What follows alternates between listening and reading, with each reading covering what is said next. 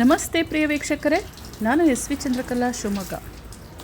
ನನ್ನ ಒಂದು ಪುಟ್ಟ ಬೋನ್ಸಾಯ್ ಗಾರ್ಡನ್ನಲ್ಲೇ ಇರುವಂತಹ ಈ ಮುದ್ದಾದ ಫೈಕಸ್ ರೆಟೋಸಾ ಈ ಗಿಡದ ಬಗ್ಗೆ ನಾನೊಂದು ಸಣ್ಣ ವಿಡಿಯೋ ಮಾಡಾಕ್ತಾ ಇದ್ದೀನಿ. ಈ ಗಿಡ ನೋಡೋಕ್ಕೆ ಒಂದು ಓವೆಲ್ ಶೇಪಲ್ಲೇ ತುಂಬ ಮುದ್ದಾಗೆ ಕಾಣುವಂಥ ಗಿಡ ಇದು. ಮೇಂಟೆನೆನ್ಸು ಬಹಳ ಕಡಿಮೆ.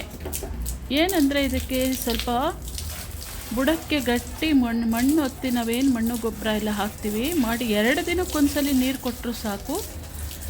ಬಿಸಿಲು ಅಂತೂ ಬೀಳಬೇಕು ಇದಕ್ಕೆ. ಅತಿಯಾದ ಬಿಸಿಲಲ್ದಿದ್ರು ನೆರಳು ಬಿಸಿಲಲ್ಲೂ ಚೆನ್ನಾಗಿ ಬೆಳೆಯುತ್ತೆ ಇದು ಅವಳಿ ಜವಳಿ ಗಿಡ. ನಂದು ಒಂದೇ ಏಕಕಾಲದಲ್ಲಿ ನಾನು ಮಾಡಿದ್ದು.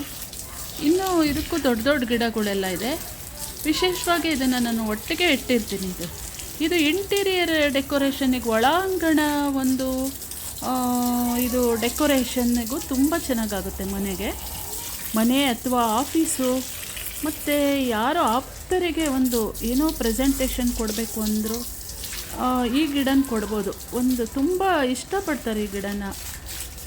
ಇದ್ರದ್ದು ಬ್ರ್ಯಾಂಚು ಮತ್ತು ಟ್ರಂಕು ಕೆಳಗಡೆ ಎಲ್ಲ ಒಂದು ಆಲದ ಮರದ ರೀತಿಲೇ ಇದಕ್ಕೆ ಬಿಳಲು ಬರುತ್ತೆ. ಮತ್ತು ದಪ್ಪ ನೋಡಿ ಎಷ್ಟು ಚೆನ್ನಾಗಾಗುತ್ತೆ ಇದು. ಹಾಗೆ ವಾತಾವರಣದ ಗಾಳಿಯನ್ನು ತುಂಬ ಶುದ್ಧೀಕರಿಸುತ್ತೆ ಅಂತ.